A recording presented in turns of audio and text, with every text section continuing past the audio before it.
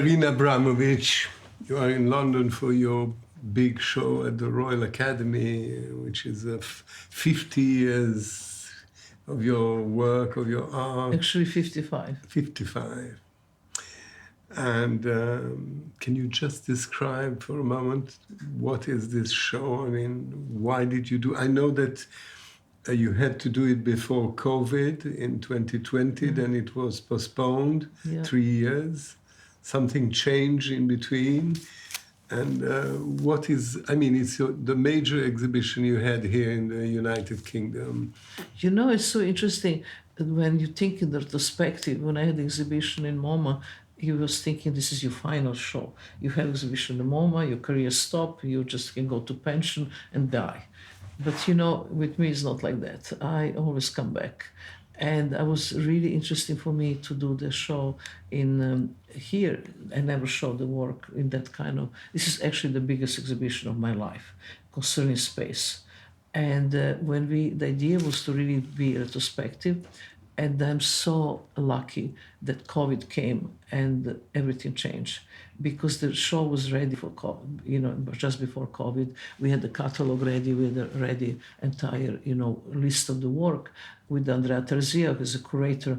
And then we just look into this whole thing and say, we're not going to make another boring retrospective. I'm kind of fed up with the idea of retrospective. Retrospective you do when you're not there anymore. So I wanted to make something different, fresh. So we strapped everything to the basic, to the zero, and start all over again.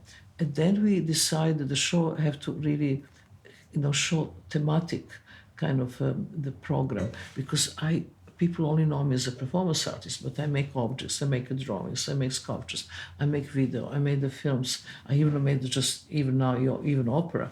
And that actually that aspects of work is not known. So then we start with that idea that actually it's not retrospective, because we have young works and the old works talking to each other, and the recent works, and it's all mixed up in time. It's a voyage in your work, yes. Without a specific fil rouge. It's many different phases of your work. Yes, because you know, you have to know that artists, we always think that artists think linear. We're not thinking linear, we're thinking in eclipses. And sometimes you have idea when you're very young, and then you do certain things, and then the same idea appear much later in your you know, time of your work, and then with a different perspective, different knowledge, and then you kind of reinvent. But you don't do the performance yourself. There are young, I mean, because of your center, I don't know if you pronounce it May or Mai, Marina Abramović Institute, you train young artists on the performance art. Yes. And therefore some of your works are performed by younger artists in the Royal Academy. For instance, these two naked artists inside the door, you know, and you pass through them, right? But why I should do this, what I've done already? I'm now playing opera. I direct opera and I'm playing in it, which is, you know, going to be performed in National Opera House in November.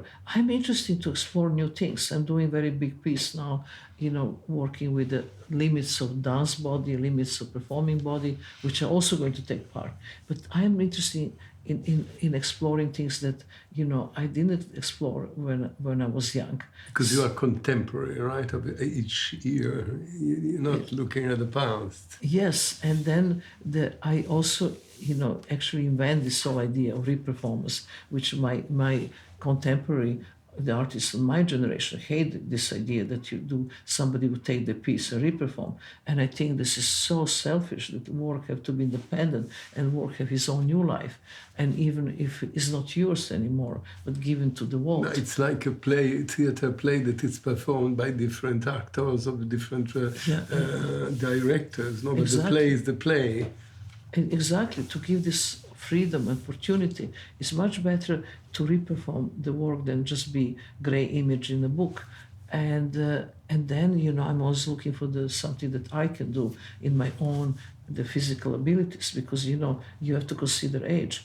and you can't perform the same work that what I done with my 20s and 30s. But you also have to know that I perform Artist is Present when I'm 65, and I could never perform this piece when I was young because I didn't have the wisdom, I didn't have that kind of the concentration and determination. But you say, I think it's one of your sentences, you say once you enter into the performance state, you can push your body to the things you absolutely could never normally do. Yeah. That's what you said. Yeah. Why? What's the feeling? Because that, you know, if you do this performance at home, you'll never do it. Or if you do a rehearsal, you'll never do it. But if you have the concept and then you go straight in the front of the public without any rehearsal, then you use the energy of the public, which you have a label right there. And that energy of the public help you to go to this limits. But you refuse to say that what you do is like a theater performance because it's not fiction. Yeah, but you know, what I done with opera it's opera. When I done with Bob Wilson, it's performance. It's a theater performance. When I done like now in Royal Academy, which you see the work I've been doing, this is pure performance, especially the early 70s works. Now, all this comes from, I mean, I'm sorry to go back to the past, but, you know, in your biography, not everybody knows that you that you were born in Belgrade, that you are Serbian. I mean, you say, I think that you are an ex-Yugoslav, but you're Serbian and your parents are from Montenegro. I hate all this distinction. I was born in ex-Yugoslavia at the Tito time, and this was one country. I left Yugoslavia, Tito was live, and now it's 6 countries. And I always feel that if I come from somewhere, it's ex-Yugoslavia. Which was Yugoslavia at the time, yes. Right? And you had a particular upbringing in the sense that now you're an artist, you did things of great avant-garde and so on, but your father was a general he was a hero of the Second World War, a partisan. Your mother too. Yeah. Your mother was very stiff with you, very tough. Yes, and also you I don't know why, but you went to stay for the first years of your life with your grandmother, yes, who was very religious and hate communism passionately. Yes, and who spent most of her time in a church. Therefore, you had a religious upbringing one side, a communist upbringing the other side. And there is one more detail: the uncle of my mother was a saint, proclaimed patriarch saint. So we have even a saint in the family. That's a big mixture. That's a bit too much, maybe. It's almost for you. Too much, but I am always too much. Generally, look at me. I'm always too much. But how was your childhood in the middle of all that? Were you a happy child? Were you terrible child?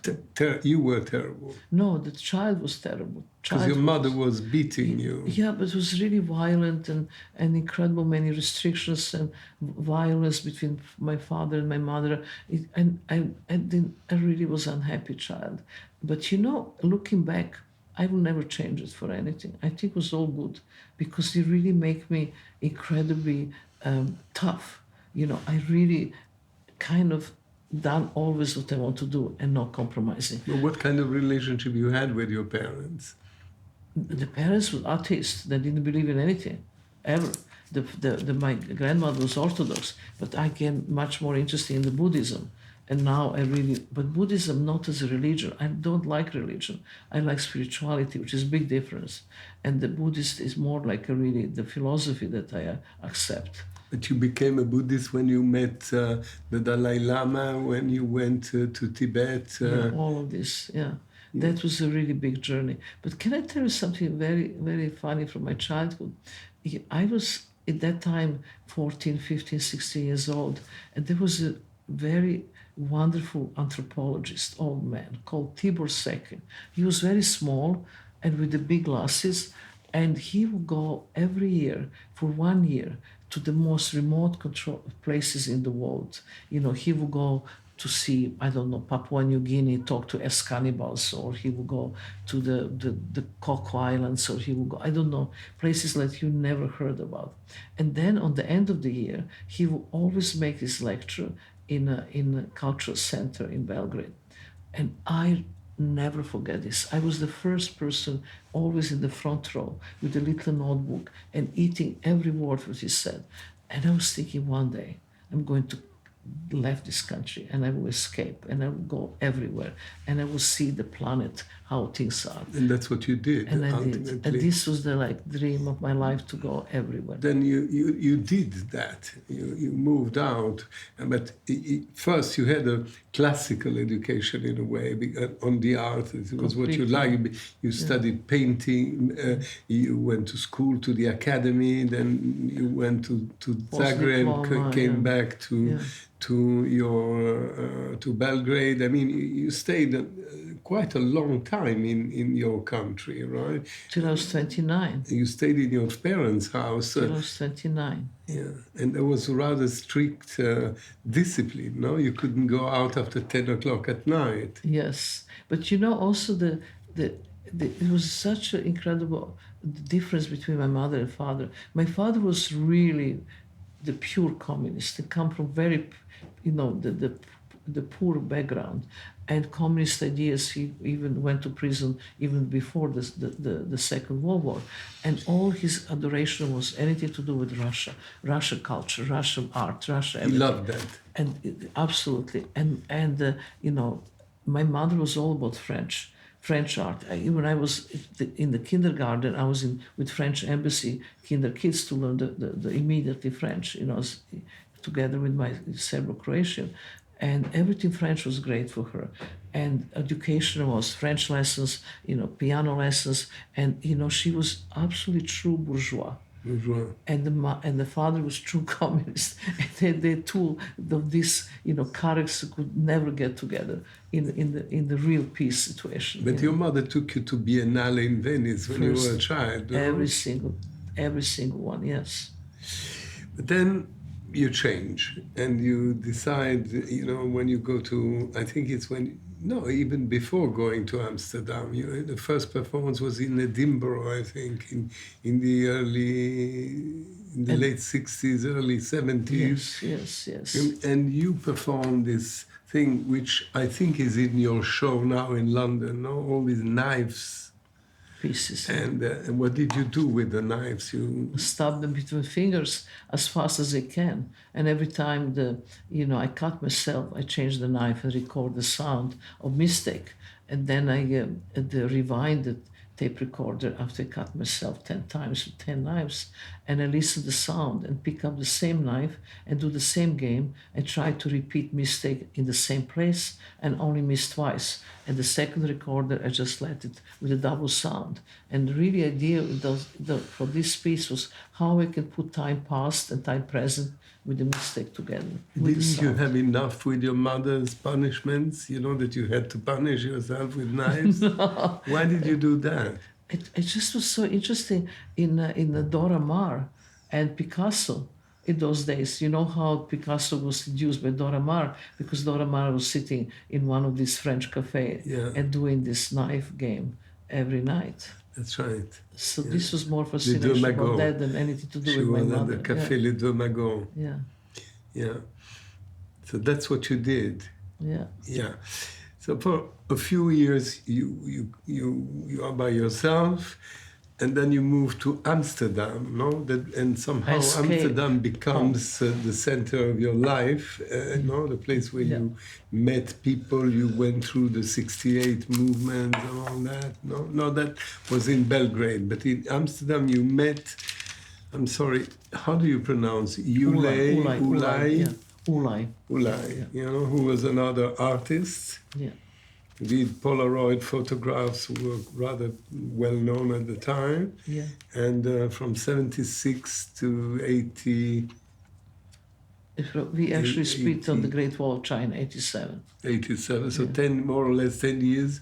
12, actually 12. 12. We've been 12 years together. So 88, 76 to 88, and you... I know, I met in 75, And split 80s, I don't know. But anyway, it was... And you loved each other, you worked together, you had this little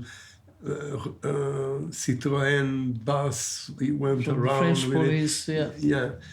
We lived in this car for 5 years, work around, went to Sardinia, in Orgosolo, and there we make pecorino with the peasants there, and mungere di pecore, like Italian. And it was really very, very kind of basic life. In that time, we didn't have no money, but no any compromise to any market or anything. And actually, it was one of the happiest time of my life. And then we went to Australia and spent 1 year in desert with the 2 tribes, Australian tribes. So But this is the famous adventure that you wanted when this professor was telling about his own trips, right? Exactly. I needed to actually claim the planet Earth, my studio. And how could you work together, you and Yulai? I mean, there are famous works of art of the two of you vis-a-vis, or doing kissing or shouting. Or This was incredible productive work, because basically we would think about ideas, and the important thing was that we never say who idea come from who, and we will mix together, and we something called that self. It's not his ego, it's not my ego, but melted together in one. And it was really to do with human relationships, that all kind of, the breathing same air, or slapping each other, or screaming to each other, or really having the very, very minimal way of seeing the body in architectural spaces, when we are, relation in time, relation in space, the relation movement, moving the walls, the smashing 2 bodies together. This was such a huge body of work at this time. you had fun doing that?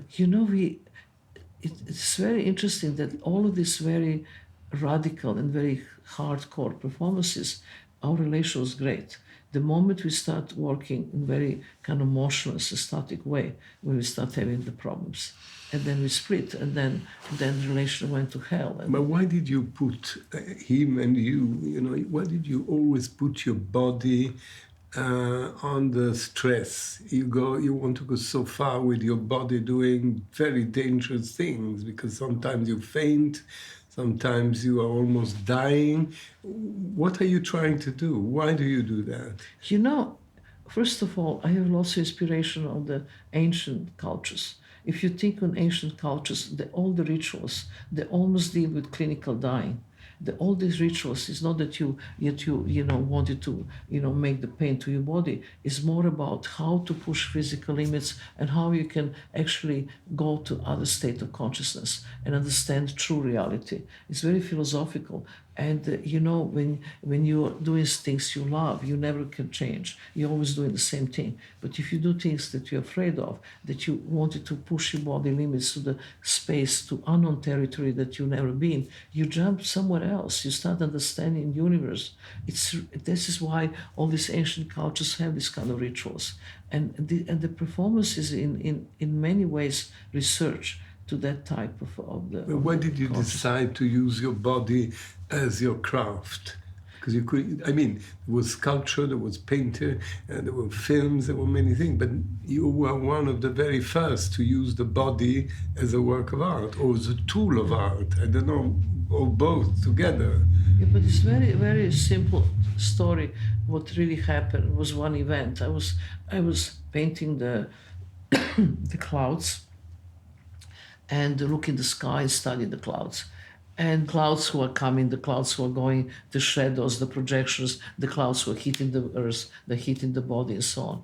And that particular day, I looked at the sky, there was no any cloud. It was just empty sky. And then out of anywhere came these 12 ultrasonic planes, cross the sky and make these amazing drawings, and they disappear. And this was some kind of, almost kind of realization that something like completely opened my mind. And I said, but why I have to go to studio and make something 2-dimensional when I can actually just go and ask, in the military base, 12 ultrasonic planes and make the drawings. And then I went to military base and asked for ultrasonic drone, the planes. And they called my father and say, your daughter is absolutely crazy, get her out of here. You know, how much cost this? And then I would say, oh man, okay. But then I could use the body. I could use the water, the earth. The body is such an amazing material and it really work in that way. And then I started actually, was first interested in sound. Through the sound, I got to the performance. But with the sound, one of the interesting thing was that I saw I wanted to put the speakers on the bridge with the sound of the bridge collapsing. And then I have to ask for permissions, you know, in the city hall. And they told me that if I put this on the bridge, because of vibration, the sound really, I mean, the bridge can really fall down. So I could not do it. Then I went to the building where I was living. You know, my building had the 6 floors, and I put speakers everywhere of the building collapsing, and everybody ran out, and they was thinking the earthquake. And I had a huge problem with my family, with everything. Imagine. You know, and they could not do it. And then there was another student cultural center, which everybody comes to sit and drink coffee, waiting to go to the shows or to the cinema. And that was the time in Yugoslavia that people could not leave, not because of political reason, but we just didn't have money to leave. So I put speakers there in this hall, and with my own voice saying, you know, immediately you can go with Yugoslav airline yacht to gate 365, which we only had 3 gates, but I put it like 365, looks like big airport, and the plane is leaving immediately to Tokyo, Bangkok, and Hong Kong. So like all the places I've never been at that time. And then every 3-4 minutes will come this voice. So that everybody who sit in this hall become this imaginary passenger for this imaginary trip that you can never make. And then more and more I start evolving in my own body. But coming from differently stiff education, general, tough bourgeois mother, a very religious mother, grandmother, how did you put yourself naked in stage? Especially that you were also shy. They say they were shy. I was. You know, how did you do that? How did you decide to put your body in public naked like that? But this came from the very simple attitude about my work. I would not do things that is easy and I like. I would do things that I'm afraid and terrifying. So being naked in the public was terrifying for me. So this is why I did it. I even made the piece in Amsterdam, exchange role with prostitute. And I looked for the prostitute who was 12 years professional prostitute, and I was 12 years professional artist. And I asked her that I would sit in her window in Amsterdam, and she come to my gallery, and we exchanged the role. And this was something that, you know, in my education, my mother... How did you feel as a prostitute? In the window. I was disaster. And that's a long story. Why she told me that I will you know, die from hunger because I didn't have no talent for this at all. But the thing was that there was something that, you know, the lowest you can get in my mother's eyes, it's to be prostitute. This was something like unthinkable. And then I come to Amsterdam, and this was my first. But how was you lived for many 29 years, you said, on the communist regime, right? Yeah. Where there was no freedom of press or freedom, but you seem to have been rather free personally inside that world. And how did you feel when you came out of it and went to Amsterdam, which was a free democratic country, free country? No, this was not good because, you know, in it's free or not free. In Belgrade restrictions was very clear. If you make the joke, you know, you get a political joke, you get 4 years prison. If you make a joke including Tito, you get 6 years of prison. We had democracy with very strict rules, how much far you can go. So rules are clear. And I had to follow the rules. You have to follow the rules, but every time I was breaking them constantly. My mother and father. And you never went to prison. You know, I didn't go to prison, but my mother and father was criticized on party meetings. My professor was thinking that I should be put in mental hospital. I was always in trouble. And I have to make every performance before 10 in the evening because 10 I have to be home. I mean, in that way. But then, you know, the nakedness and all of this was like total scandal. outrage, oh, the burning communist star, cutting communist star in my stomach, all of this. Then I come to Amsterdam where everything is free. And that's the problem because I didn't have restriction to break. So you didn't know what to do. And you know how difficult for the East European artists generally. They are very strong in their own countries. They're fighting against everything. Then they go outside and there's nothing to fight for. I mean, being naked in Amsterdam is not a big deal. Who cares? So you felt useless? Huh? You felt useless? Yes. I have to create all new boundaries. Restrictions to break them. Exactly. And you talk a little bit about that in Balkan Baroque, no? One of your performances, no? It was in 1997 that because of Balkan Baroque or Balkan, I don't know your way, you got the Venice Golden Lion, no? I mean, was it Germano Celant who took you to Venice? He was the No. First of all, I was invited by the Montenegro, the Minister of Culture, to present Montenegro in Yugoslav pavilion at that time. And then when I proposed my piece, the same Minister of Culture would say that it's not art, and they would never give me the pavilion, and they completely, attacked me. And then Germano heard all this, and he said, "We still have one left space in the cellar, in the main section." And I said, "Cellar is perfection." So I made this piece there. So it was very smelly, which is now shown in the show. Now, for instance, a curiosity, no?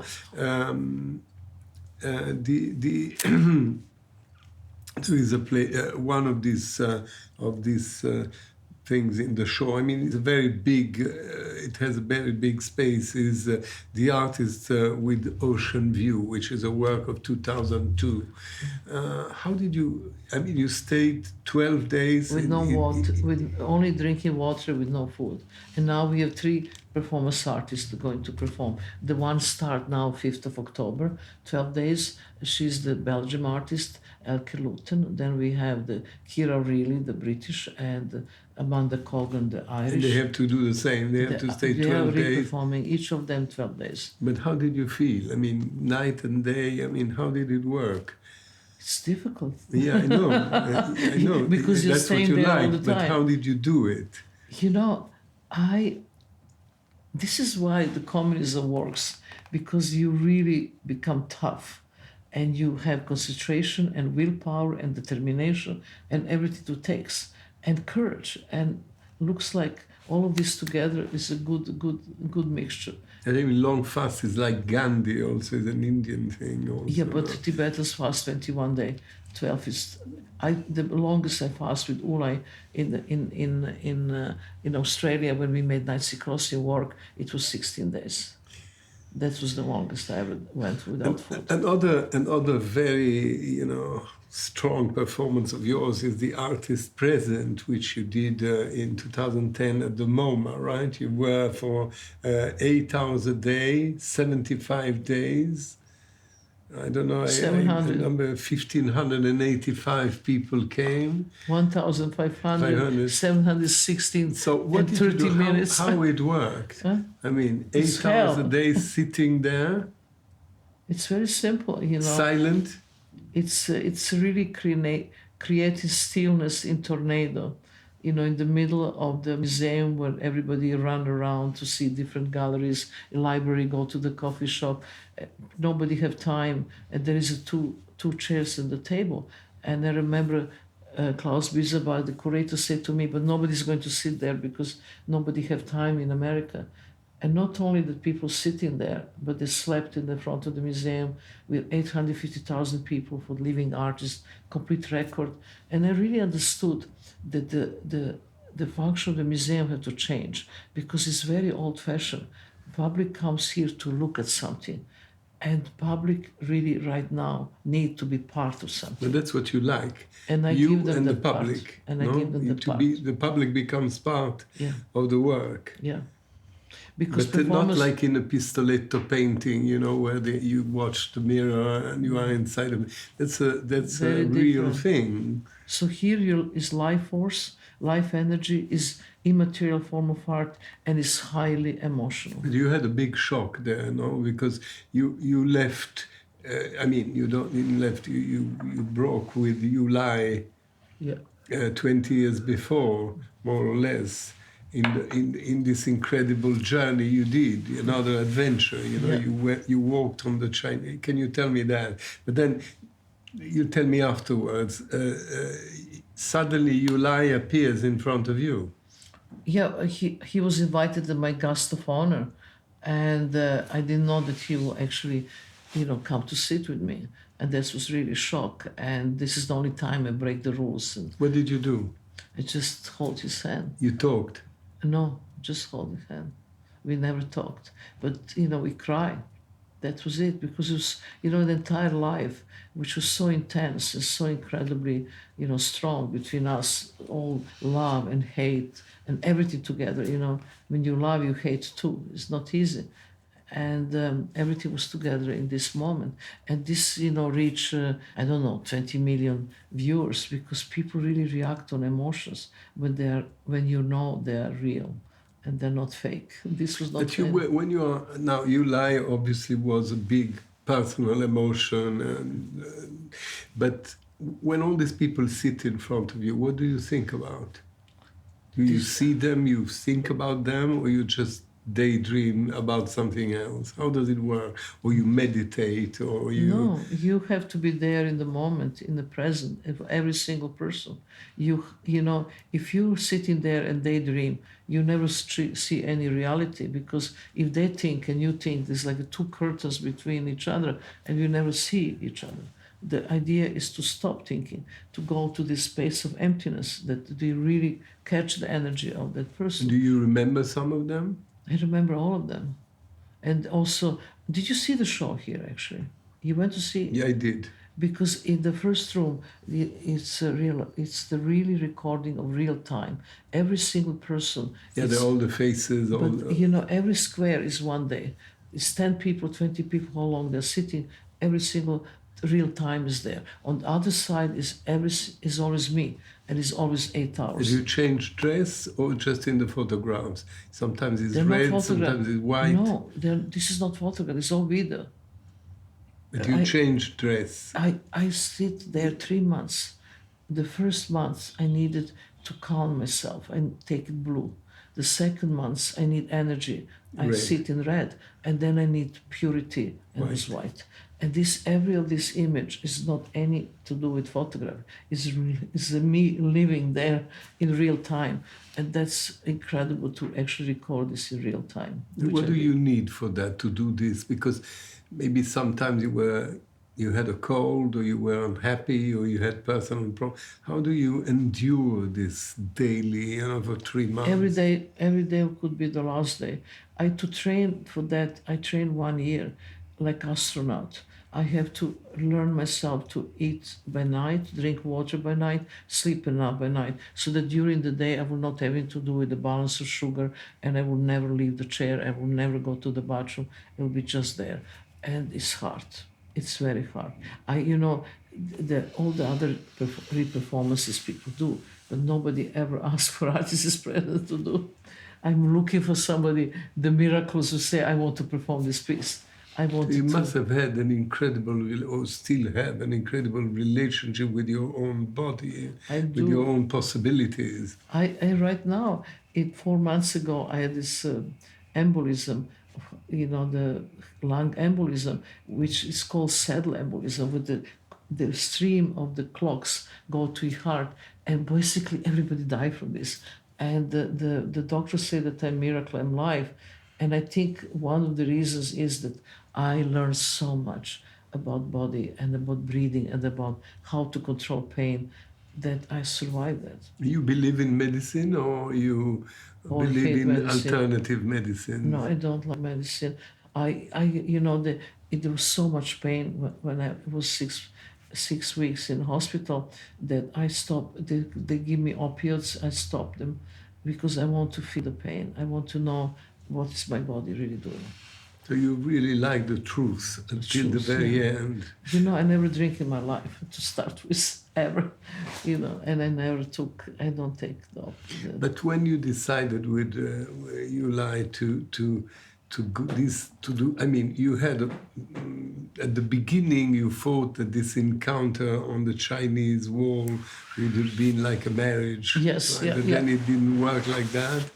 Yeah. And you started from one side. He From the started Yellow from the Sea. Yellow I- Sea. He started from the desert, Yeah. and then you. How long? 90 days? No. It's 2,500 kilometers each, 3 months. What And did then you we do? meet- Where did you sleep, for instance? How did it work? Oh my God! First, to do this You were work, by yourself? 8 soldiers of Red Army. This was the time that China was not open, and we had the complete control with the army. We was passing through provinces never been open for foreigners. Took 8 years to get permission to walk the Great Wall of China. It was such a big kind of event. And in these 8 years, we actually was not together anymore. But we never give up anything. And so we decide, fine, that when the Chinese say yes, let's walk opposite ends, and let's say, and then let's say goodbye. And I remember a friend of mine said to me, but why you just didn't make phone call? He missed the whole point of the drama of separation. And how was the walking for so many kilometers?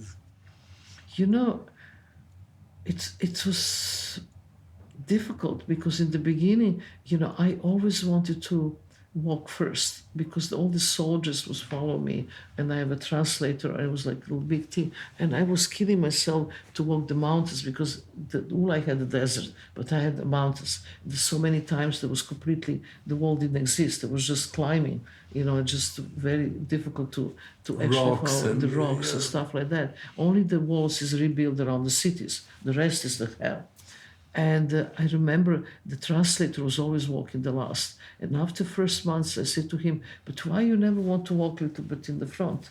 And he looked at me and said, because I was always want to be in the front. He said, in China, they say the saying, weak birds fly first. And I said, shit. So I tried to walk in the back then. I said, the China weak birds fly the best. But it was like something that, nature was incredible. And we sleep in the villages because they will never let me sleep on the wall because soldiers want to eat food in the village. And So- you ate too. yeah, I do, the grasshoppers and lots of other strange stuff. But anyway, I have to go all the way down, 2 hours down the wall, and then 2 hours up every morning to get to the wall extra, which I For wanted. 4 hours extra. Yeah, because I just wanted to sleep in the tent on the wall. It was perfect. And are you pleased with your experience as an artist? If I will, Are you pleased with my life. between all these things you say, you're traveling, your ultimate experiences, you're performing in front of people, your personal research, mastering your temper, your character, your body. Is there a fil rouge in all this? A meaning? Did you find a meaning in all this? Of course. When I got 70, I make my book called Walking Through the Walls because I never stand in the front of the wall. When I see the wall, I break it and go through. And there's another wall to break and so on. And I dedicate this book to the friends and enemies, the people who, my friends who become enemies and enemies who become friends and all that. And this was really looking backwards to my life. And I have an incredible life. Honestly, if I think about what I went through, what I experienced, what I still experience, and now I came to this country with the boat because I could not travel. It took me 7 days to get to Controlled London. by plane because of your... Yeah, because of embolism, I could not go. And now What did you do in the boat? in the boat, I Did you read the read? books and look into the sea and contemplated that Earth has 70% of the water. And it's just incredible to kind of stretch time that we can fly in 6 hours from New York and be in London, and then you take 1 week to do the same. It's very interesting. Did you read books? I read the books. What do and, you like to read? different things. I like also to read. I like the history of people. I love it. I like anthropology. I like books, let's say, Life of Ants, or nature, all the stuff that can talk. And it's funny. Recently, I was reading something that I never read before, Colette. the French novelist Colette. Really interesting to read. To identified with Callas, are you going to identify with Colette? No. But one of my really favorite writer is definitely the I like Japanese writers. Really. Japanese. Yeah, I really love them. And then I love I love also I love Russian writers. They're kind of almost like a communist surrealist mix. Like I can read Dostoevsky over and over again. Can And read then- it because you speak Russian. No, obviously. I understand Cyrillic, but I can't read Russian. You cannot read Russian? No. And then So in which language do you read Dostoevsky? in English. English? In Serbian I was reading when I was young, and then Serbo-Croatian, and then Yeah. English, But I like the heavy stuff actually always, and I like to read few different books at the same time, so I can go from one to another. Do you do the same? Yes. I never I like love one browsing. that from you one feel, book. Yes, and I do. really need book physically. I'm very difficult for me to read book electronically. And what is your relationship, being so body, so in a way old-fashioned also? I mean, very modern, but how do you live in this very technological world of today, in this very abstract... Live and hate relationship. I love it and I hate it at the same time. It's very simple. Technology is invented that human being have more time. But what happened to us, we are so addictive, and we just completely lost it because of addiction of that technology. And then this technology made us invalids. People are not interested anymore in intuition or telepathy or this kind of stuff, which you actually so much more important to listen wisdom of your own body. This is why performance is so important to me. I learned this kind of stuff to use in performance and and teach in my institute with Abramović method. Yeah, but what do you teach? I mean, in your institute you teach art, right? No, You also teach art. Yeah, What do you teach? I mean, you teach Michelangelo, you teach Raphael, you teach... I don't teach in that sense. You go to the courses where you come to my institute, and the first thing we do, we take your telephone, computer, watch, and we don't give you for 10 days. And then after that, you are not talking and not eating for 5 days. And then you You're do very cool. you do great exercises, and you feel very good, and you want to come back again to do it again and again. And the exercises are like simple one: opening, closing the door. That's it. It's very slowly opening, but not exiting, and then closing and not entering. And you do this 3 hours in very slow motion. And after 1 hour, the door stop being the door, become universe, become the entrance to the consciousness, become something else. They are really transformative kind of exercises. You're a good teacher? I am. Because you know why? Because all my students don't look like me. They find themselves. We have interviewed one of your students in the past. He's called Jimmy Roberts. Yeah. He's now an artist. And I think he lives in Belgium. I don't remember where, but So what she he's said. one of your... he's, And what they say. no, he likes you. I mean, he obviously... But in the German he's newspaper, a performing artist. I was just teaching now the Pina Bausch class, interdisciplinary Pina class. Bausch is dancing, is... Yeah, but they made a special class with interdisciplinary students in Essen. I teach 1 year, and I get great criticism in Deutsche Zeitung saying that why I'm such an excellent professor, because I create the entire group of the young artists who doesn't have nothing to do with my own work. And that's very important. I don't want to create little Abramović. I want that the people find themselves. Did you understand what is the meaning of being an artist? Yes. Is there a meaning? Is there a mission?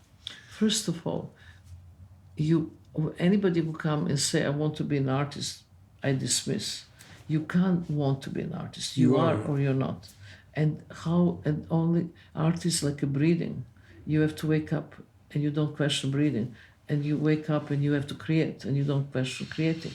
But then you have just okay artist, good artist, very good artist, not enough. Then you have another category, wow. When you get to the wow, that's high. Who's this? Yves Klein, Beuys, Brancusi, some of the people you really liked? I like Rothko, I like Van Gogh, I like Yves Klein. I like also Marcel Duchamp. I like the artists who invent new language, the artists who actually change the way society thinks. Because you invented the language, which Yeah, was... but this is it's not to me to say, this is to others. But the people who really change society, they are the ones who are interesting. And then you have millions to follow. We don't care about them. What about success? It's not a reason, to be an artist. Success comes and How goes. do you deal with it? How I deal it? I very carefully, because first of all, your ego is the huge obstacle and can damage you completely. How is your ego? Very strong? Yeah, very humble. Humble? Oh, absolutely. I don't think that I'm greatest in the world. Otherwise, my work would not be any more creative. It would be just kind of bullshit. No ego, no ego. And it's really important when you really have if you get famous, you also have the possibility to be heard and to really your voice to be heard. And it's very important what you have to say. But the most important to me in my work is to lift human spirit. To Lift human spirit. That's it. But you also like to break rules, to make kind of, forget the word, but kind of scandals. You like that. You need to create. Yeah, but when all these people came out of the building, because you made noise. You like to create interruption, and because art is not just about a beautiful painting to fit the carpet. Art have to be disturbing, art to ask questions, art have to be dynamic, art have to predict future, art to have everything. And every society take the layers at that time they need. And only that kind of art have a long life. And otherwise it's only political, is immediately dismissed, like all newspaper. It's only, the social is the same. But have to be many, many layers of meaning so that every society can take what he needs. Tell me something. I forgot to ask you this. You said that you told me about the communist regime, how it was. Your father was obsessed by communism, And what do you feel about what's going on now between Ukraine and Russia? Do you have a need to express yourself about it, or you did it? I don't know. Yeah, first to create a huge monument in Ukraine, just 2 months before bombing, for the Babi Yar, which in the Nazi time they killed 33,000 Jewish people in 3 days and put them in the mass grave.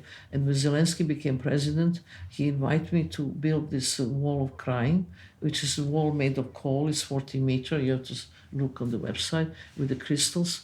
And then they came. The president of Germany, president of Israel, and Zelensky to actually, to inaugurate this wall. And it's really very important for me, this project. And then 2 months later, the invasion of Ukraine happened. And the first thing they bombed, it was a tower only 100 meters from the wall. The wall is intact, it's completely there, preserved. And which I can't believe is still there. But if this will survive, I will be the first artist to have a monument for 2 terrible moments of human history, the Second World War and Russia. And the Zelensky asked me to be ambassador now for the children and the hospitals, which just was announced 5 days ago, which I'm doing, to really, raise money. I was the first artist who gave a statement against the war. 6 hours after the invasion, literally the first. So I'm very conscious about this whole thing. But you said before that you had a great shock coming from, let's say, from your country to Amsterdam, right, to freedom, because there were no boundaries anymore and you had to create your own boundaries, right? Because you were a bit out of... So what do you think that the Ukrainians... because they have been part of Russia, you know, in the past and all. You think that the real fight is because they don't want to be again on the dictatorship, and they. You know, this is such an incredible, complicated, complex, you know, the story about Ukraine, because Ukraine was pronounced to be neutral, and as a neutral between Russia and West. And as a neutral situation, if they get that status, nothing will happen. But you know, I think that one of the things happening right now, we have to also see how guilty we are, Europe and America, that actually pull Russia and pull actually the Ukraine from that neutral situation, and then you know, you are dealing with the complete lunatic Putin, who actually, you know, he's a president who is medieval. This is not modern politician. The Putin is extremely dangerous, and he can really, you know, start using nuclear weapons any minute. And this is something that the danger that we don't understand. I mean, look, Russian history is one of the bloodiest history of humankind, always been. And that's what is now really happening. So we should take also our own responsibility. What about your father, who was so inclined to love Russia and all what was Russian? No, my father was completely for Russian. You But know, he would have been happy of what's going on. right? But look at now. If you think the Serbia, half of Russia is right now in Serbia. I mean, they never actually declared they're against it. You know, they've been Serbs and Russia's been friends since ever. Always, you know. Because they are Slav people, after all. Yeah. They're similar people. I mean, Serbian Orthodox and Russian Orthodox, they're not the same, exactly They're the exactly same, the but same. they are very similar. Every woman is dressed in black always, because it's always somebody dying family. We have the same kind of Slavic tragedy. You know, we always kind of into drama of the soul. There is a lot of drama, Yeah, right? always drama. You know, you're not happy in the country, and then you leave the country. Then you're not happy, you leave the country, Yeah. you're never happy. Now, last question. Okay. Is your life, right? I mean, what you described briefly today, and what is partly in your show at the Royal Academy, is that your work of art? Ultimately, your work of art is your life? Yeah, it is. I could not separate. It's all together. I never work in studio. I do live, ideas come from life, and then I go to studio to realize them. But everything comes from life. You know, the idea come like a you know. But I mean, your out of masterpiece is your life, and all these pieces and all these things you did are pieces of this. No, it's work. not like that, because you know, I'm an artist. I'm a true artist. You know. No, I know. And you know, it's the same like you can if you, let's say, take somebody who make the bread, and he make the bread and he make the best bread that is possible that you ever eat in your life, but he's still the baker. But you have the same bread made, and in the gallery is a Joseph Beuys. So it's a contest who make the story. My context is art. I'm doing everything in the art context. I'm putting my life into art context. I'm doing my work is art. Thank you, Marina Abramović, for this conversation. Thank you very much for being with us today. Thank you. Enjoy. Sign the book now.